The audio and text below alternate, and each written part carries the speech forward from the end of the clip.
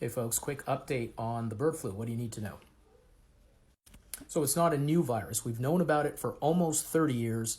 It's a type of flu virus that primarily affects birds. In fact, it's killed millions of birds over the years, and occasionally it gets into other mammals, mammals that interact with those birds or eat those birds, like bears or foxes or cats or dogs even. Some sea life has gotten infected with this, and occasionally humans. There have been few cases over the last almost 30 years, less than 1,000 cases in humans, but the bad news is the people who have gotten it, that we know have gotten it, don't do well. About 50% of them die of this virus, so it can be a very dangerous virus if it gets into humans. What's different and why this is such a big deal is that this is the first time it's been seen in cows. And that's an issue because it means that the virus has transformed in some way to be able to infect cows. But it's also an issue because there is a lot of interaction between people and cows through the dairy industry and the beef industry. It looks like a lot of cows have this. It's probably just the tip of the iceberg. And we're sort of talking about 9 different states and 35 or so different herds because the FDA's own testing shows that 20% of milk samples show signs of this virus. The virus is not alive or transmissible in those milk samples. It is killed by pasteurization, but there are signs of it which tell us that the infection is probably much more widespread than we realize in those dairy cows.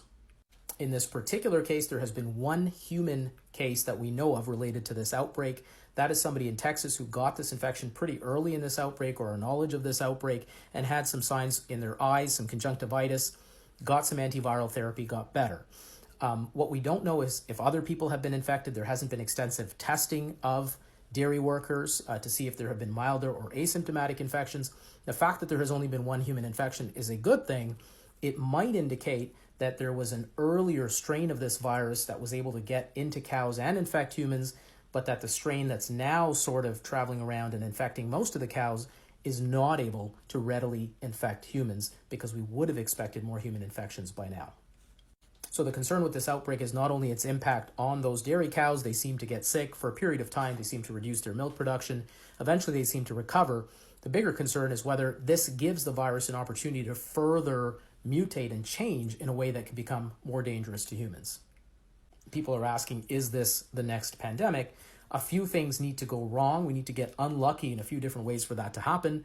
One is that the virus needs to readily transmit to humans. Again, we've only had that one case. Is the viral strain that's now prevalent in cows able to transmit to humans? That's an open question. We also need it to be able to transmit human to human so that there's further transmission beyond that. Hasn't done that yet. And it would need to mutate in a way that it could be readily spread through the air. And then it starts looking like a virus, like the virus that caused COVID-19 pandemic, and a very dangerous virus. And so hopefully none of those things happen, but the point is that we need to be prepared. So preparation means testing our cows, testing our dairy workers, testing our milk, which we're not doing in Canada, and also wastewater surveillance. There was a recent preprint suggesting that we can actually find this virus in the wastewater, so that's another way we can test for it. And also starting to think ahead to if we do need a vaccine campaign and the ability to treat people, do we have those vaccines and do we have those treatments? So the treatment that's being suggested is Tamiflu, which is an antiviral that is effective against the flu, and the FDA is telling us has been effective against this virus, has been somewhat effective in previous outbreaks. And there are a few vaccines that have been approved for this virus as well, which the FDA is telling us at least 2 of them seem to be effective against this strain. So it's all about having the information in front of us, the most information possible, and preparing for the worst, but hoping for the best. For now, that's all we can do, but stay tuned as this story evolves.